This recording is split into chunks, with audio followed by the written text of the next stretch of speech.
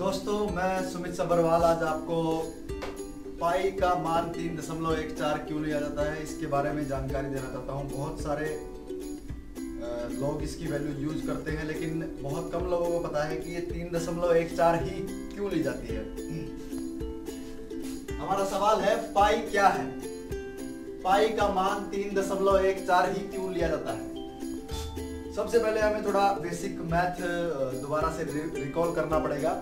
जिस संख्या से हम भाग देते हैं उसको हम कहते हैं भाजक, और जिस संख्या को भाग दिया जाता है वो होती है भाज्य, और जो आंसर आता है उसको कहते हैं भागफल, और ये जो बच जाता है नीचे उसको हम कहते हैं शेषफल। डिवाइजर जिससे भाग दिया जाता है, डिवाइडेंड जिसको भाग दिया जाता है, और आंसर होता है 64। और जो आंसर जो शेष बचेगा, जो भाग देने के बाद यहाँ बचेगा, उसको हम कहते हैं रिमाइंडर।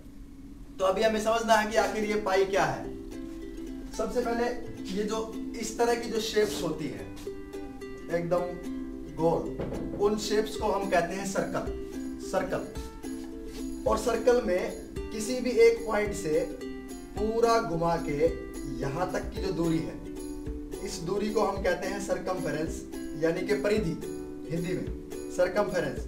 अगर मैं सरकमफेरेंस को मेजर कर लेता हूं,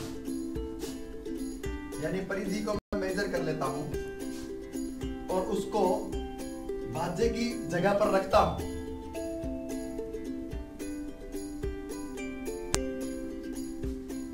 और इस पॉइंट से इस पॉइंट तक की ये जो बीच की दूरी है, इस दूरी को हम कहते हैं डायामीटर, यानी कि व्यास।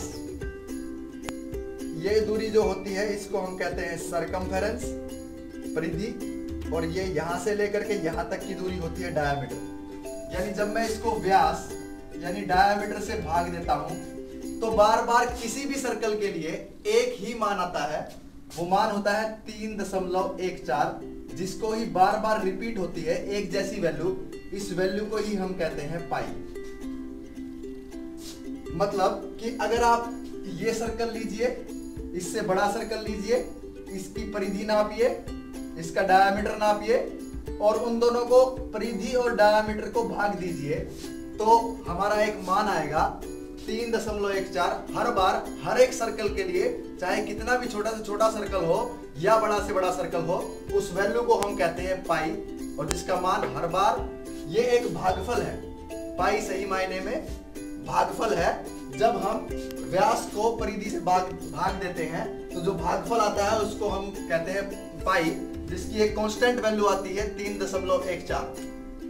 अगर मैं थोड़े से अलग शब्दों में अगर आपको बताऊं, सपोज मैंने ये सर्कल यहां से लेकर के यहां तक के इसकी मैंने परिधि को मेजर किया, और ये आई 333 सेंटीमीटर।